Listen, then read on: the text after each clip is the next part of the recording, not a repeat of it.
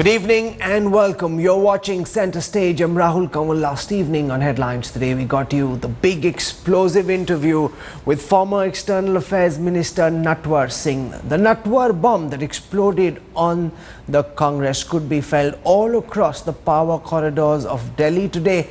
The Congress tried to deny the charges, the revelations made by the former External Affairs Minister. But Natwar Singh is sticking to his guns. Meanwhile, Sonia Gandhi is angry. She plans to reveal her side of the story in her memoirs. In less than half an hour after Sonia's reaction, former Prime Minister Natwar Singh broke his silence, saying Sonia Gandhi had no access to government files. Here is the day's top story, a Headlines Today exclusive, the impact and aftermath of which is still being felt. एक बात हमेशा साफ रही और मैं कई दफे कह भी चुकी हूं कि मेरा लक्ष्य प्रधानमंत्री का पद नहीं, मेरे सामने हमेशा स्पष्ट था कि अगर कभी ऐसी स्थिति पैदा हुई जैसी आज, तो मैं अपनी आत्मा की आवाज के मुताबिक चलूंगी। Rahul was totally against her mother becoming Prime Minister, and he said that she would be killed like a father, like a mother-in-law, and as a son he wouldn't allow her to become Prime Minister. Two absolutely contradictory versions. But what's the reality?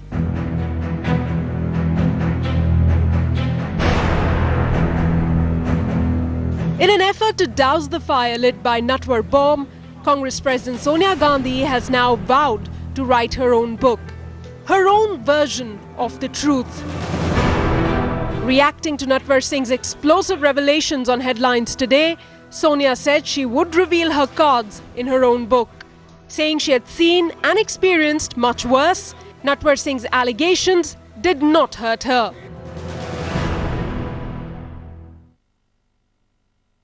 Within minutes of her outburst, another response. This time, the usually taciturn Natwar Singh issuing a quick clarification. The former Prime Minister shielding his party president. And I don't think refuting allegations that UPA government sent files to 10 Janpath for approval. Saying private conversations should not be misused for capital gains. Both reacting to allegations not only by Natwar Singh but also by former PMO confidant Sanjay Baru. There was a briefing on issues and this was not a secret that he would actually meet her and take her views on issues before. And those views would condition quite often the decisions the Prime Minister made on important subjects. Indeed. She was by then not only UPA chairman, she also had cabinet rank. And obviously Pullup Chatterjee or anybody else couldn't have taken these files without the Prime Minister's approval. But you're aware that he was taking files to her? Yes, of course.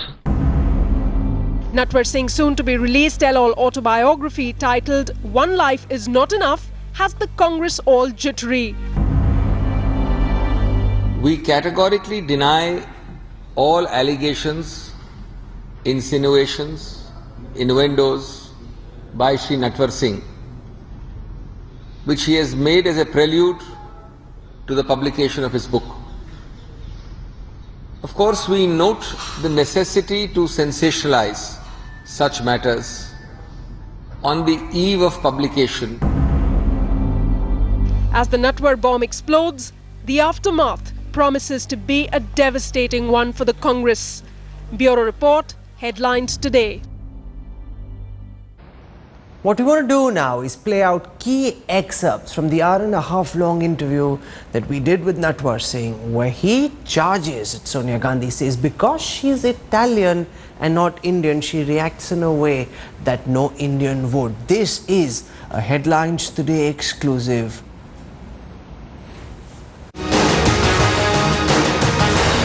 Well, on the 20th of April, if I remember correctly, Suman Dubey, a good friend of mine, invited me for lunch, and then he said, your autobiography is going to come out, what are you going to write? I said, I'll write the truth, but I'll not do anything cheap. or underhand. And then on the 28th, when this article came out, my interview in the Economic Times, soon they were rang up in the morning that, can you see Mrs. Gandhi between 5 and 6? So I said, no, I can't. And then Priyanka rang me up that could she see me the next day. I said, no, you can't see me for another week, but I'm busy. So on the 6th of May in the morning, she said, can I come and see you? So I said, come tomorrow. So she came at 11 o'clock, alone. And she said that her mother has sent her to me, and it was about my autobiography. Well, then I told her that, I have been reduced to a non-person for the last 8.5 years because of your mother. And then I related what had been done to us, whether it was the telephone tapping, whether it was bugging the house, looking at bank accounts, and the lockers didn't exist. So you told Priyanka everything that had happened to you over the last 8 years? That's right. What did Priyanka say? She said, I know this. And in the meanwhile, Sonia walked in. Unannounced and surprisingly? Yep, surprisingly. And then she embraced me, and which is... She embraced you? Yep. She sat down and I said, I have told Priyanka what's been happening in the last 8.5 years, and certainly in the last 6.5 years, when everything was let loose on us, the Enforcement Directorate, IB, RAW, all the other agencies. What did Sonia say at this point? She said, I didn't know. So I said that nobody will buy, because nothing happens in the Congress without your knowledge and without your approval, and same is the case of the government and the party. What did she say then? She said, I'm sorry. She apologized? Yep, she did. She said, I'm sorry. How then did this lead to Sonia Gandhi choosing Shankar Dayal Sharma as her preference for Congress President? Come to that. But I told her, don't go my advice now. The time has come for you to make a decision, because the Congress President will automatically be the Prime Minister of India. And I said, ask P.N. Huxer to come. You advised her to get advice from P.N. Huxer? Yes, sir, please ask him. So he said, I'll let you know. In the meanwhile, I think she consulted other people, including Fatidar and others. And then next day she said, please call Mr. Huxer. So I called Mr. Huxer, brought him with me, and then he knew. I told him what to do. And he knew that you send Aruna Asif Ali and Natwar to meet the Vice President and request him to accept the presidency of the Congress. The Sonia Gandhi was never very fond of him. She almost at times kept him at arm's length. She perhaps even distrusted him. Why was there this coolness between the two of them? See, first of all these years, when Rajiv was Prime Minister, or Indira was, she had nothing to do with Narasimha Rao. She didn't know him at all. And when Huxer said to make up, she agreed with Huxer. But there was no warmth, because she didn't know him. Different age, different style. But beyond that, was there a problem in her mind because she thought that Narasimha Rao was not speeding up the Rajiv Gandhi trial? Yeah, that was one of the main reasons. And he sent for me in sometime in 94. December 94. Yeah, that's right. Said, what are you doing? I said, nothing. I said, can you drop in? I did. And so I went to number 5, not number 7. 5 he lived in. What happened at that meeting? That meeting, he was standing and he said, I am very disturbed. I can take care of people who fill her ears against me like Arjun Singh, but I can take her on, but I don't want to, and it is affecting my health. He also told me that, I have about the trial not going as fast as it should. He said, I have sent Chidambaram with the file, I have sent S.P. Chavan, I have gone myself, and what more can I do? This is Narasimha Rao telling you about the efforts he's made to convince Sonia. That's right, yes. Then you arranged this meeting at... No, he asked me, what can you help? I said, this was 94, I didn't know so well. I said, no, I don't talk politics with her, but I do suggest that you call Mr. Muhammad Yunus, who is a family friend and who was in jail at Pandiji, and he sees Sonia quite often. And their meeting happened one night, clandestinely. You were present. What happened at that meeting? No, first of all, Mr. P.V. Narasimha Rao came without any security cars. Normally half a dozen went.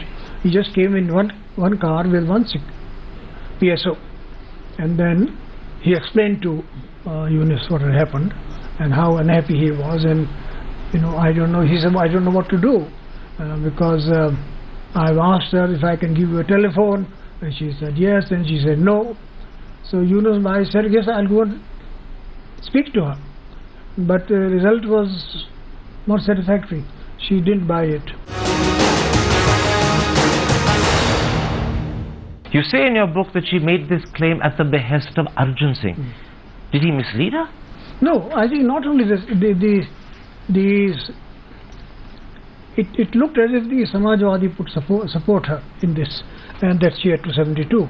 But as far as I remember, Mulayam Singh ji didn't go along. So the 272, President Narayana said, you take 24 hours and let me know. And then we didn't have the numbers. So this is an example of Sonia in her early days as Congress President being naive and inexperienced and making a mistake. Yes, she did, but I don't think it's a question of naive. She was very new.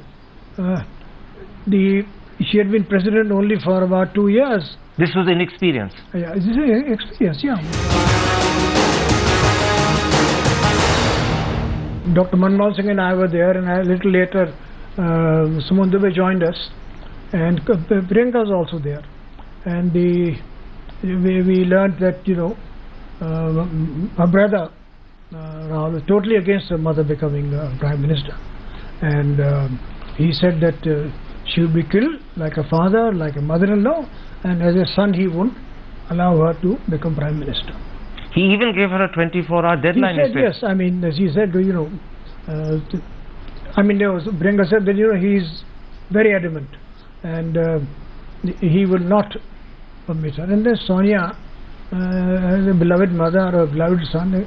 You were personally witness to this. Yeah, I was. Yeah. You heard Rahul say this. No, Rahul was not in the room. He was inside.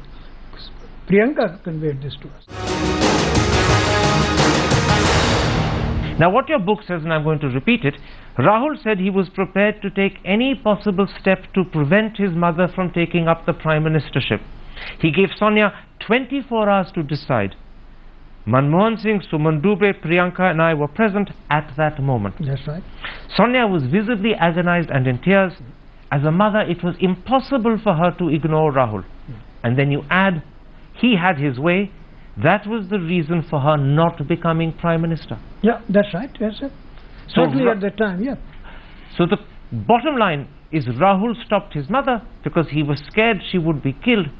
That's why she never accepted the Prime Ministership in May 2004. Yeah, correct. And I think as a son, I full marks to Rahul. This question of her inner voice preventing her was an explanation or an excuse that she devised thereafter for public consumption. Well, quite frankly, I don't know where she said this.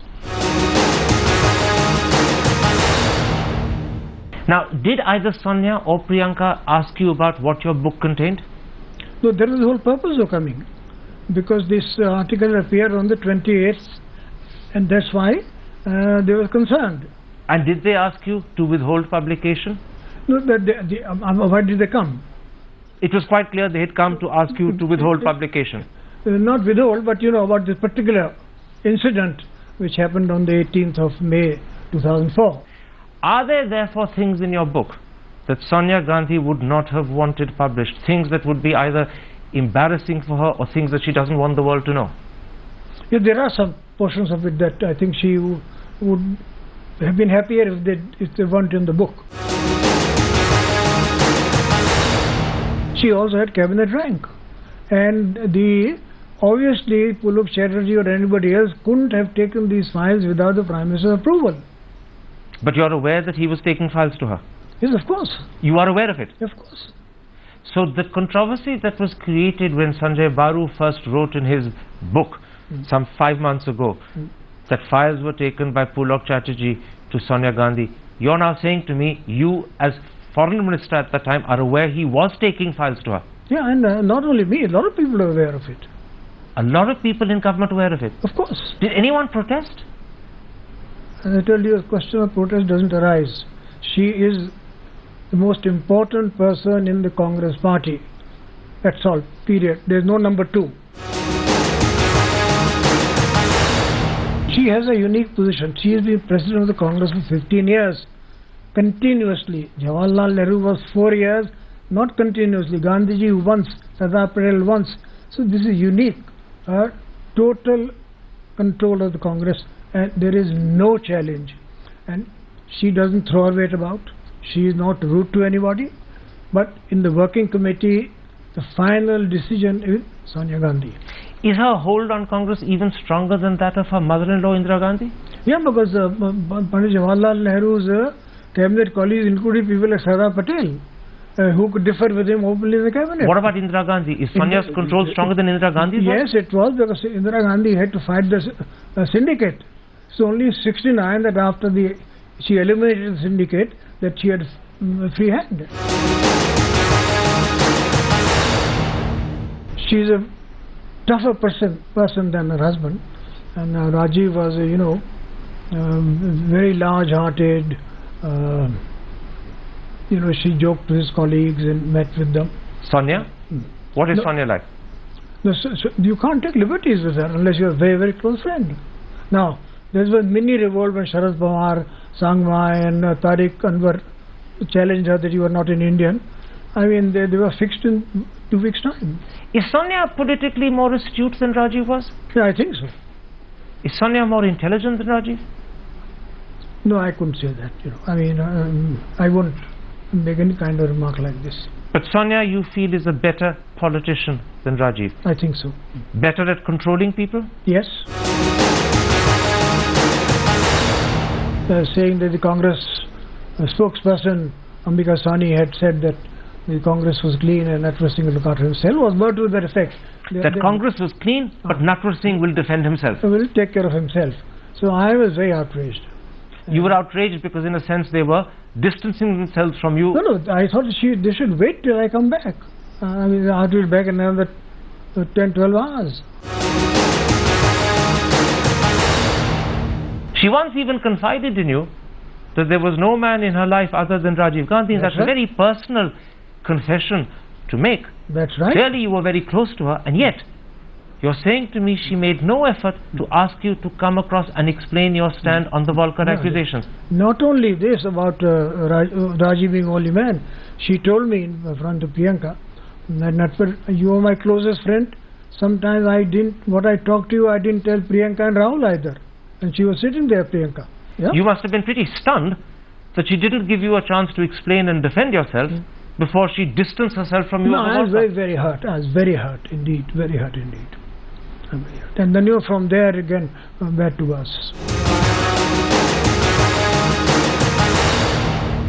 Pathak was saying I was completely wrong. Pathak he told me himself there are a lot of pressure from the powers that we to see that you're guilty, but I can't do it because he said so that there is no evidence or no material available to say that Dr. Natwar Singh ji had anything to do, personal or financial benefit from the contracts. Why did she come to see me?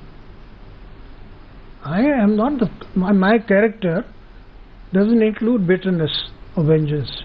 I mean, if you read the book as a whole, my preface, my epilogue, my whole life, I just don't think. I think life's too short to have it burdened by bitterness or vengeance. Is there any element of revenge in those revelations? No, really. I'm just telling the truth. I started writing my autobiography at the end of 2011, and now I'm 83 years old, and I think I should put down what really happened. Have you forgiven Sonia Gandhi? Yes, of course I have. Does the pain of what she did to you still hurt? I don't take my worries to bed with me. I sleep 8 hours a night. I am not that. I mean, I'm a tough character. I have strong nerves, and the blood of my ancestors flows in my veins. But this is where he was a good man. She was a trusting person, and he didn't. Why should anybody trick him? A hard-boiled politician wouldn't do it. He was not a hard-boiled politician. He was a very decent human being who became Prime Minister because his mother was assassinated. You call him a decent human being, but was he in fact in this instance naive? No, he was not. As I told you repeatedly, he meant well. He thought he would find a solution for the terrible problem in Sri Lanka.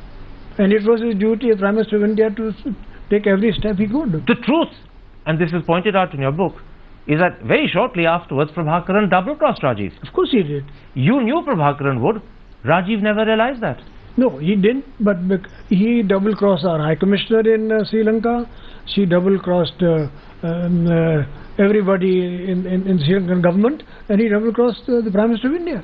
And yet the Prime Minister of India was willing to trust him. No, but because he wanted a solution. So when he was being very difficult, the Prime Minister sent for MGR, the Chief Minister of Sri Lanka, to put some sense into this fellow's head. Kids, but your book is the first official confirmation is that the Indian government bribed Prabhakaran and the LTTE to get them to accept the Indo-Sri Lanka agreement. Yeah, there was some, before all this trouble started, some financial help had been given to them. Now, this was leaked by our High Commissioner in London, in Sri Lanka, to a correspondent of the Observer.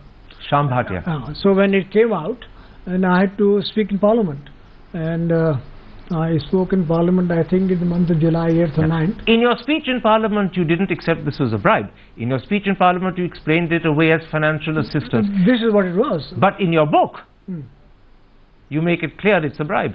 No, I haven't made that. You said, in fact, only one installment was paid because the LTT thereafter was at war with the IPKF. Yeah, so this was financially given to them because we thought it necessary that we might turn them around.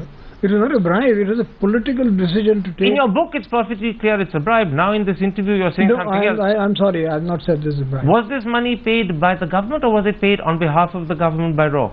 Well, there are agencies which do this kind of stuff. So RAW could have paid the money? If you've not been in government, you wouldn't know. If you're in government, you would know how this is done.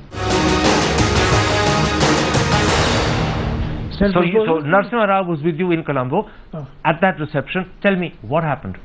So when we were having dinner, then we saw the Prime Minister was, surrounded by a number of people from our officials and Sri Lankan officials, and the press observers were also there. So PV said, you go and find out. I said, no, please, you go. You are the cabinet minister. Tum jao. I went, and so I said, sir, can I have a minute with you? I said, what's happening? He said, the president has said that there will be a coup tonight. This country is already burning, and I need your help. And unless the help arrives immediately, this situation will be completely out of control, and I can't control it. So Rajiv instructed that the troops should be. So Rajiv had already given instructions? Yep. So the instructions to call out Indian troops had already been given before you went up to Rajiv to ask what's happening? That's what he told me, that I've already done so. I get the clear impression that you're far more fond of Rajiv and far more loyal and protective of him than you are of Sonia Gandhi. Because he didn't behave like his wife did. That makes the big difference. Yeah. In dropping you the way she did and treating you the way she did, she snapped the relationship. He would have never done it, neither Indira Gandhi nor Jawaharlal Nehru. But Sonia did. No, she did. Where does this ruthlessness in Sonia come from? You ask her. No, you must know. No, but you ask her. But you've known her for 50 years. I don't have access to her. You do. Yep. You're making it clear. To some extent, for a leader it is necessary. And this is where Rajiv defaulted. He was too trusting of people. You just now said, Rajiv would not have treated you like this, Indira would not have treated you like this, Jawaharlal Nehru would not have treated you like this. In your book you say, no Indian would have treated me like that. True. I'll repeat it to you. Is this ruthlessness part of Sonia's Italian background? It could be, because no Indian would treat a man who'd been loyal to the family for 45 years, who had been very, very close to her, who was 30 years older than her, to treat him like this, no Indian would do. Neither Rajiv, nor Indira Gandhi, nor Jawaharlal Nehru, or any other leader. It's just not done in India. So this is the point at which Sonia Gandhi clearly shows she's not originally Indian. Some part of it not Indian. She was not born in India. Although she adopted India, she behaves like an Indian, she dresses like an Indian, but there is a part which is ruthless. And that's the Italian part of Sonia. What else can it be?